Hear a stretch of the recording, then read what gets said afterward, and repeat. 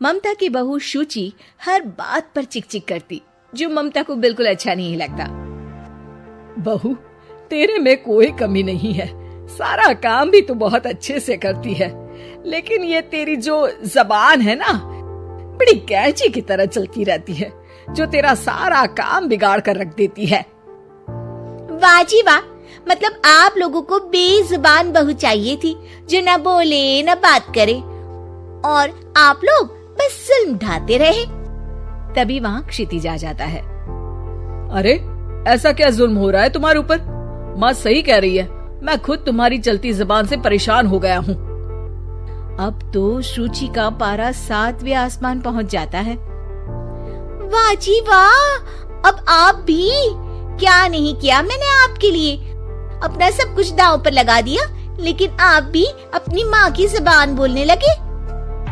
अरे यार, कैसी बात बोल रही हो? माँ की जबान, बीवी की जबान, अरे मेरी तो कोई जुबान है ही नहीं जैसे। देखो शुचि, माँ से बुरा व्यवहार मैं पसंद नहीं करूंगा। अब क्या था, माँ के सामने अपनी हुकूमत कम होती देख शुचि को माँ से नफरत होने लगती है। अगले दिन शुचि माँ के कमरे में जाती है। माँ, ये लीजिए गर्म पानी। पानी रखकर वो चली जाती है, लेकिन जैसे ही माँ गरारा करने लगती है, अरे मैं तो जल गई। अरे पानी इतना गर्म क्यों दिया शुचि? मेरा तो पूरा का पूरा मुंह ही जल गया। वाह, मजा आ गया, लग रहा है गर्म पानी ने अपना काम कर दिया, अब और लगो ना मेरे मुंह। शुचि, माँ के चिल्लाने की आवाज आ रही है, और तुम कैसी हो कि जाती भी नहीं, देखती भी नहीं कि माँ को क्या हो गया। आवाज तो आपको भी आ रही है, जा तो आप भी सकते हैं, लेकिन नहीं, शुचि ने तो जैसे सारे काम का कॉन्ट्रैक्ट साइन कर लिया है तुम्हारे परिवार से। ये कहकर शुचि माँ के कमरे में जाती है, लेकिन जैसे ही वो कमरे में घुसती है, माँ जल्दी से शुचि को पकड़कर खींच लेती है, और ऊपर एक बड़ी सी छिपकली गिरती है। शुचि छिपकली देखकर डर जाती है। हे भगवान, ये छिपकली मेरे ऊपर गिरती तो मैं तो मर ही जाती।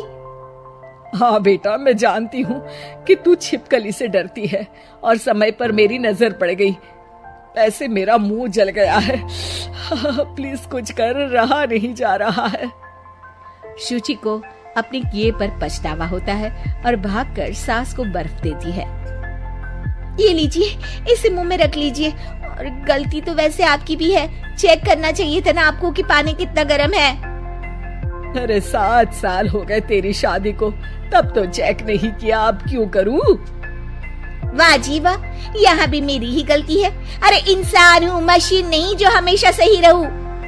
अच्छा, आज मैं दोपहर में सहेल के घर जा रही हूँ, अब इसे बता देती हूँ।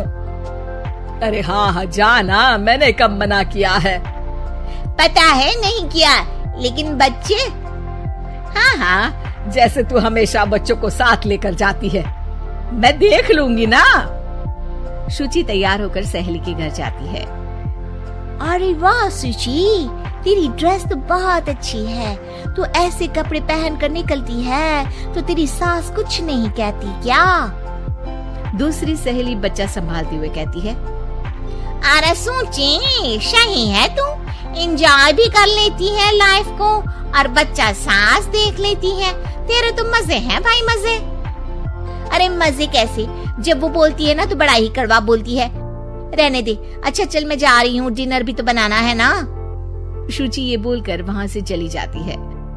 घर आकर देखती है कि माँ बच्चों के साथ खेल रही है।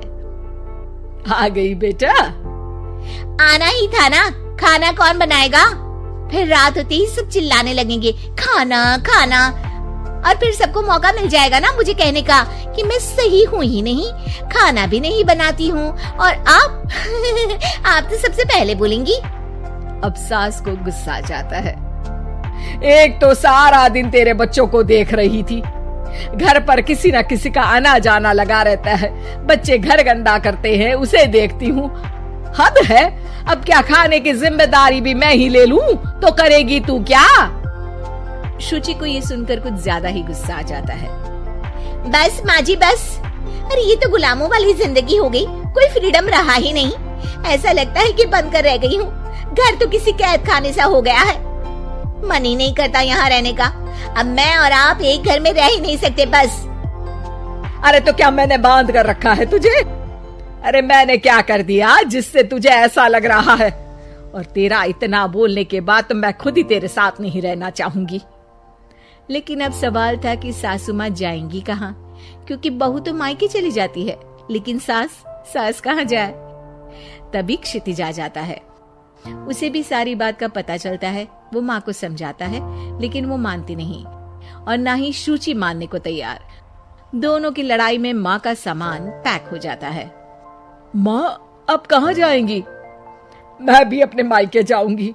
माना मेरे माता पिता नहीं रहे, लेकिन भाई भाभी से भी तो मायका होता है ना। और सास निकल जाती है मायके।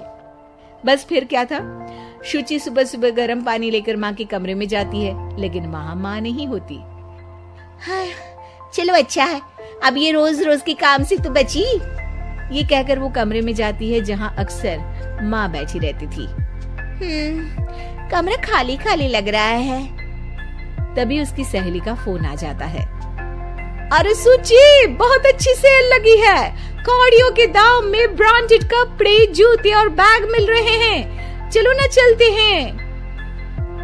वाह रे वाह, ठीक है मैं आती हूँ। अब तो कोई टेंशन है ही नहीं, सासू माँ भी नहीं है, अब तो मजे से घूमूंगी। अरे मजे से तो तू पहले भी घूमती थी, लेकिन सास नहीं है तो बच्चे कौन देखेगा? और तुझे तो पता है ना, मॉल्स में बच्चों की एंट्री बैन है कोरोना के कारण। अरे तो फिर कैसे आऊंगी मैं? सेल तो बस आज के लिए है, कल खत्म। शुचि को बड़ा रोना सा आता है। फिर वो जब दिन में खाना खाने बैठती है, वो भी अकेले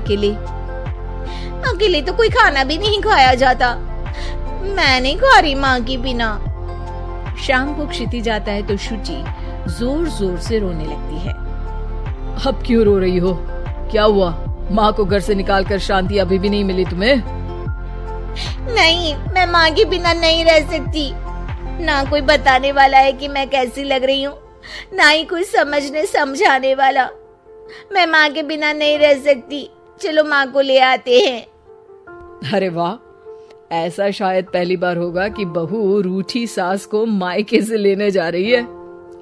दोनों सास को लेकर घर आते हैं और अगले दिन से फिर वही शुरू।